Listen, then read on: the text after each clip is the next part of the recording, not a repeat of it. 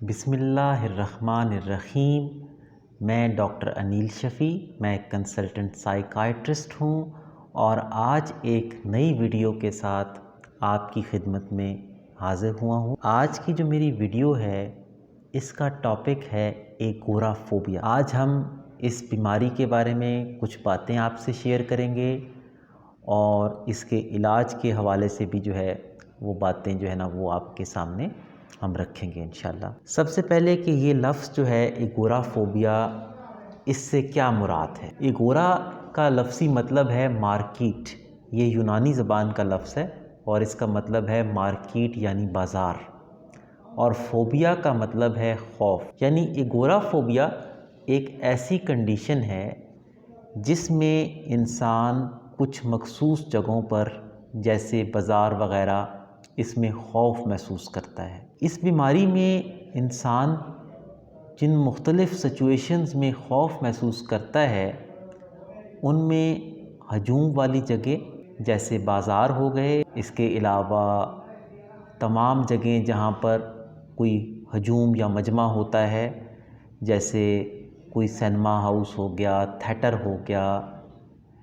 Even جیسے مسجد ہو گئی، ایسی جگہوں پر۔ اس کے علاوہ ایسی جگہیں جہاں پہ جن کو ہم اوپن سپیسز کہتے ہیں جیسے پارکنگ ایریاز ہو گئے، بڑے بڑے مالز ہو گئے،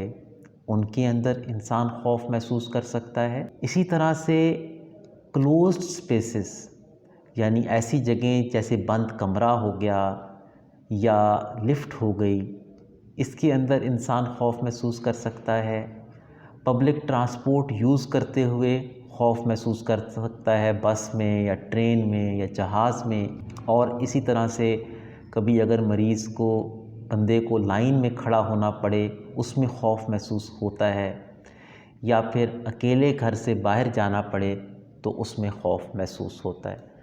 تو یہ خوف مختلف طرح کی سچویشنز میں انسان فیل کرتا ہے۔ اب سوچنے کی بات یہ ہے کہ ان سب میں کامن چیز کیا ہے؟ آخر ان تمام سچویشنز کے خوف کو ایک ہی بیماری کیوں مانا جاتا ہے؟ بنیادی طور پر ان تمام جو خوف ہوتے ہیں اس کے پیچھے جو سوچ ہوتی ہے وہ یہ ہوتی ہے کہ اگر میری طبیعت یہاں پر خراب ہو گئی تو میرا بچاؤ کیسے ہوگا؟ میں اپنی حفاظت والی جگہ پر کیسے پہنچوں گا؟ اس لیے یہ مریض عموماً اپنے گھر میں تو ٹھیک ہوتے ہیں، لیکن جب بھی کبھی گھر سے باہر اکیلے جانا ہو یا خاص طور پر ایسی ہجوم والی جگہ پر یا بند جگہوں پہ جانا ہو، اکیلے سفر کرنا ہو تو بہت زیادہ خوف محسوس کرتے ہیں۔ یہ علامات جو ہیں یہ کم از کم 6 مہینے تک اگر رہیں تو پھر ہم اس پرابلم کو ڈائیگنوز کرتے ہیں، اور مریض ان سچویشنز میں جب جاتا ہے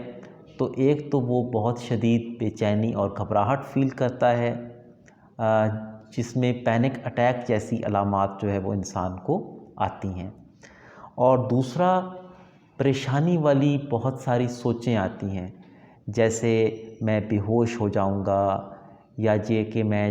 وہ کنٹرول میرا لوز ہو جائے گا، یہ سوچیں انسان کو اس وقت آتی ہیں۔ ایون ان سچویشنز میں جانے سے پہلے انسان جب یہ سوچتا ہے کہ میں نے کسی وجہ سے اس صورتحال میں جانا مجھے پڑے گا تو اس سوچ سے بھی بندے کو گھبراہٹ ہونا شروع ہو جاتی ہے، جس کو ہم اینٹیسپیٹری انزائٹی کہتے ہیں۔ اس کے ساتھ ساتھ کبھی کبھار لوگ اس کے اندر ڈی پرسنلائزیشن کا سمٹم محسوس کرتے ہیں۔ ڈی پرسنلائزیشن کے سمٹم کی وضاحت کے لیے آپ میری ڈی پرسنلائزیشن ڈی ریئلائزیشن والی ویڈیوز دیکھ سکتے ہیں، لیکن اس کنڈیشن میں بندہ محسوس کرتا ہے۔ اور اکثر جب یہ پیشنٹس ہمارے پاس علاج کے لیے آتے ہیں تو ساتھ ڈپریشن بھی اچھا خاصا وہ چل رہا ہوتا ہے۔ اس ڈپریشن کی جو سب سے بڑی وجہ ہے وہ یہ ہے کہ یہ جو مرض ہے اس میں انسان بہت ساری صورتحال سے اس وجہ سے گریز کرنا شروع کر دیتا ہے کہ میری طبیعت خراب ہوگی، تو ظاہر ہے کہ اس کی زندگی بہت زیادہ پابندیوں کا شکار ہو جاتی ہے اور محدود ہو کے رہ جاتی ہے۔ ایون شدید جب بیماری ہوتی ہے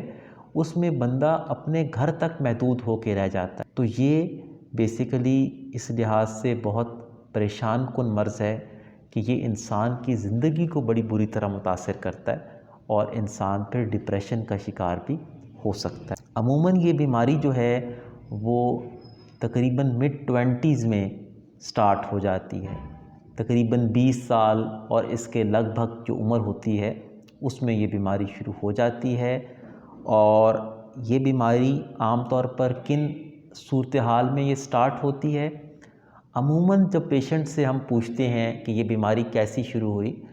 تو وہ لوگ یہ بتاتے ہیں کہ وہ کوئی کسی کام سے، مثال کے طور پر کسی جگہ پہ گئے، یا پھر سپوز کریں کہ مسجد میں نماز پڑھ رہے تھے یا اکیلے سفر کر رہے تھے اور بالکل ٹھیک تھے، اس وقت ڈر خوف بھی کوئی محسوس نہیں ہو رہا تھا، اچانک سے ایک پینک اٹیک آیا اور شدید بے چینی، گھبراہٹ، پسینے، دل کی دھڑکن تیز، سانس لینے میں پرابلم، اس طرح کی علامات آنا شروع ہو گئیں اور ان کو سمجھ نہیں آئی کہ یہ کیوں ہو رہی ہیں، لیکن یہ علامات آئیں اور ظاہر ہے کہ جب یہ علامات آتی ہیں تو پیشنٹ کو فوراً پھر وہ کوشش کی جاتی ہے کہ ہاسپٹل منتقل کیا جائے، ان کے ٹیسٹ وغیرہ ہوتے ہیں، ٹیسٹ نارمل آتے ہیں تو پتہ چلتا ہے کہ یہ پینک اٹیک تھا۔ لیکن اس کے بعد پھر کیا ہوتا ہے کہ آہستہ آہستہ کیا ہوتا ہے کہ یہ جو پیشنٹ ہیں یہ محسوس کرنا شروع کرتے ہیں کہ کچھ مخصوص صورتحالوں میں اب ہمیں زیادہ ڈر خوف رہتا ہے کہ دوبارہ پینک اٹیک آ جائے، تو وہ ان صورتحالوں کو آہستہ آہستہ اوائڈ کرنا، یعنی ان سے گریز کرنا شروع کر دیتے ہیں۔ جیسے اگر آپ کو سفر میں آیا تھا تو پہلے آپ سفر اکیلے کرنے سے گریز شروع کر دیتے ہیں، اسی طرح سے پھر آہستہ آہستہ وہ گریز کرنا اور صورتحالوں کے بارے میں بھی ہونا شروع ہو جاتا ہے۔ اس کا ظاہر ہے کہ فیملی پہ بھی بڑا نیگیٹو امپیکٹ پڑتا ہے، جب بندہ جو ہے وہ اپنے فیملی کے ساتھ ایکٹیویٹیز میں باہر نہیں جا سکے گا، ایون ضرورت کے وقت بھی وہ باہر نہیں جا سکتا اپنے کام کے لحاظ سے یا اپنی فیملی کے ساتھ ٹائم سپینڈ کرنے یا سماجی سرگرمیوں کے اندر، تو ظاہر ہے کہ اس کا فیملی لائف کے اوپر ایک نیگیٹو افیکٹ آتا ہے اور اکثر ان لوگوں کی ریلیشن شپس کے اندر بھی پرابلمز جو ہیں وہ سٹارٹ ہو جاتے ہیں۔ اکثر پیشنٹ یہ پوچھتے ہیں کہ ہمیں یہ مسئلہ کیوں ہوا اور ابھی تک ہم اس کا شکار کیوں ہیں، تو اس کے بارے میں کچھ امپورٹنٹ تھیوریز ہیں جن کا میں مختصر جو ہے وہ ذکر کرنا چاہتا ہوں۔ یہ ڈس آرڈر کیوں ہوتا ہے، اس کے بارے میں جو لیڈنگ تھیوری ہے وہ ہے بایولوجیکل تھیوری۔ یعنی بایولوجیکل تھیوری ہمیں یہ بتاتی ہے کہ عموماً یہ پرابلم ان لوگوں کو شروع ہوتا ہے جن کو شروع سے حساس طبیعت کے لوگ تھے اور ان کی خاندان میں بھی کچھ لوگوں کو بے چینی گھبراہٹ کا ایشو رہتا تھا، تو ظاہراً اگرچہ کوئی علامت پہلے واقعے سے پہلے ان کے اندر آئی تو نہیں تھی بے چینی اور گھبراہٹ کے مرض کی، لیکن سٹل جو ہے ان کا جو مرکز تھا بے چینی والا وہ نارمل سے زیادہ حساس تھا، اور اچانک سے کسی ٹائم اس کے کیمیکلز کے توازن میں تھوڑی سی تبدیلی آئی اور وہ ایک پینک اٹیک کی شکل اختیار کرتے ہوئے وہ انزائٹی کے سمٹمز آنا بندے کو شروع ہو گئے۔ یعنی جس طرح ایک چیز اچانک سے فائر کرنا شروع کر دیتی ہے، اسی طرح سے جو انزائٹی سینٹر ہے وہ حساس پہلے ہی تھا، اچانک سے کسی بھی ٹائم حساسیت جو ہے وہ زیادہ بڑھ گئی، کیمیکلز کا توازن تھوڑا زیادہ عدم توازن میں بدلا اور وہ پینک اٹیک کی شکل میں آ گیا۔ تو یہ تو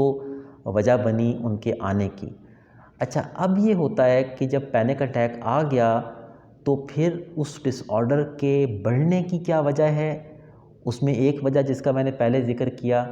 کہ جب آپ اس ڈس آرڈر کے ساتھ یہ منسلک کر لیتے ہیں کہ یار اس کیفیت میں طبیعت میری خراب ہوتی ہے، تو لازمی بات ہے کہ پھر انسان اس کیفیت میں گریز کرنا شروع کر دیتا ہے۔ کبھی کبھی یہ ہوتا ہے کہ گریز کرنا پاسبل پوری طرح نہ ہو تو انسان اپنے حفاظت کے لیے مختلف چیزیں کرنا شروع کر دیتا ہے، جیسے اپنے ساتھ کسی بندے کو رکھنا کہ اکیلا سفر میں نہیں کروں، کوئی بندہ میرے ساتھ ہو یا کوئی ایون بچہ یا کوئی اس طرح کا شخص میرے ساتھ ہو جو مجھے بچا لے جب طبیعت میری خراب ہو۔ تو اس طرح کے جو رویے انسان اختیار کرتا ہے وہ بیسیکلی برین کو لاشعوری طور پر یہ میسج دیتے ہیں کہ ان جگہوں پر یقیناً کوئی خطرے والی ایسی چیز ہے جس کی وجہ سے اتنا گریز کیا جا رہا ہے۔ تو وہ یہ مسئلہ مزید بڑھا دیتے ہیں اور وہ سینٹر مزید حساس ہو جاتا ہے بے چینی اور گھبراہٹ کا۔ تو علامتیں بجائے وقت کے ساتھ ساتھ کم ہونے کے الٹا بڑھنا شروع ہو جاتی ہیں۔ اسی طرح سے یہ دیکھا گیا ہے کہ جن لوگوں میں یہ مسئلہ زیادہ دیر تک قائم رہتا ہے عموماً شروع سے ان کی شخصیت میں چیزوں کو گریز کرنا، بے چینی والی تمام صورتحالوں کو گریز کرنا اور دوسروں پر زیادہ جو ہے نا وہ انحصار کرنا، یعنی اپنے جو فیصلے ہیں وہ بھی دوسروں پہ زیادہ جو ہے نا اس کا انحصار کرنا کہ جو دوسرے ان کے بارے میں چیزیں طے کر دیں اس کے اوپر چلنا۔ اس طرح کی شخصیت جب لوگوں کی اگر ہو تو ان کے اندر اس بات کا خدشہ زیادہ ہوتا ہے کہ یہ پرابلم اگر آیا تو پھر یہ پرابلم جو ہے نا وہ اس کی شدت میں اضافہ ہو سکتا ہے۔ اسی طرح سے یہ دیکھا گیا ہے کہ خاندان کے بھی کچھ معاملات ایسے ہوتے ہیں جس میں ان اٹیکس پہ یا اس خوف کی صورتحال پہ اس کا اثر ہوتا ہے۔ جیسے اگر خاندان میں کچھ مسئلے چل رہے ہوں، آپس میں تنازعات چل رہے ہوں، تو یہ دیکھا گیا ہے کہ یہ جو مسائل ہیں یہ بڑھ جاتے ہیں، ایگورافوبیا آہستہ آہستہ بڑھنا شروع ہو جاتا ہے۔ اسی طریقے سے کبھی کبھار یہ ہوتا ہے کہ فیملی کے لوگ اوور پروٹیکٹیو ہو جاتے ہیں، یعنی جب وہ یہ دیکھتے ہیں کہ ہمارا یہ جو پیارا ہے یہ خوف محسوس کر رہا ہے بہت زیادہ، تو وہ اس کو بہت زیادہ پروٹیکٹ کرنا شروع کر دیتے ہیں۔ جیسے اگر وہ کہتا ہے کہ میں نے اکیلے نہیں جانا تو فیملی بھی کہتی ہے کہ ٹھیک ہے اس کے ساتھ کوئی نہ کوئی بندہ ساتھ جائے اور ہر وقت ساتھ رہے، اور جہاں جہاں یہ کہتا ہے کہ میں نے نہیں جانا فیملی اس کو اس معاملے میں سپورٹ کرتی ہے۔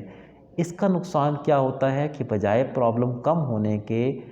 زیادہ حساسیت بڑھ جاتی ہے بے چینی کے مرکز کی، اور وقت کے ساتھ ساتھ یہ مسئلہ اور گہرا ہوتا جاتا ہے۔ تو یہ تو اس پرابلم کی بارے میں کچھ تھیوریز اور اس کی بنیاد کیا چیزیں بنتی ہیں۔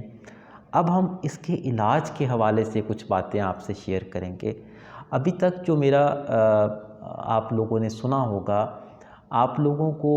جب آپ نے میری پچھلی ویڈیوز پینک ڈس آرڈر پہ دیکھی ہیں تو اس میں اور اس ڈس آرڈر میں بہت ساری مماثلت آپ لوگوں کو نظر آئی ہوگی کہ وہ بھی تو پینک ڈس آرڈر ہے اور اس میں پینک اٹیکس آتے ہیں، جبکہ پینک اٹیکس ایگورافوبیا میں بھی آتے ہیں۔ تو دونوں میں بنیادی طور پر فرق کیا ہے؟ فرق یہ ہے کہ پینک ڈس آرڈر بغیر ایگورافوبیا کے بھی ہو سکتا ہے، یعنی اگر ایک بندے کو صرف پینک اٹیکس آئیں اور وہ کہیں بھی آ جاتے ہوں، اس کے لیے کسی خاص صورتحال کی شرط نہ ہو،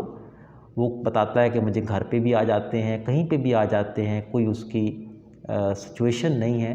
تو اس کو ہم پھر صرف پینک ڈس آرڈر کہتے ہیں۔ لیکن اگر کسی بندے کو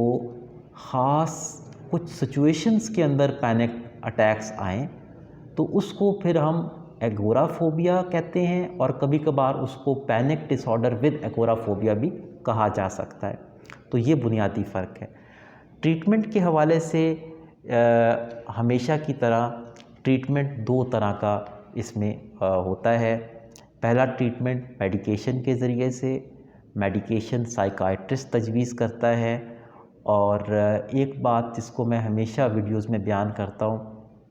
کہ اگرچہ بہت ساری ویڈیوز ہیں کہ جی یہ دوائی اچھی ہے یا یہ دوائی دوسرے سے اچھی ہے، لیکن یاد رکھیے کبھی بھی سائیکائٹرسٹ کے مشورے کے بغیر خود سے اپنے لیے دوائی چوز نہ کریں، کیونکہ دوائیوں کے اندر بہت چھوٹے چھوٹے ایسے ڈفرینسز ہوتے ہیں کہ جن کی اگر پرواہ نہ کی جائے تو اس سے پھر زیادہ سائیڈ ایفیکٹس انسان فیل کر سکتا ہے اور وہ نقصان دہ ہو سکتے ہیں۔ بہرحال جو دوائیاں فرسٹ لائن ہیں، جو سب سے پہلے یوز کی جاتی ہیں، ان میں SSRIs شامل ہیں جو کہ مختلف طرح کی ہیں۔ اس کو کم مقدار سے شروع کیا جاتا ہے، آہستہ آہستہ بڑھایا جاتا ہے، اور اس سے یہ جو خوف اور ڈر کی علامات ہیں یہ کنٹرول ہو جاتی ہیں۔ لیکن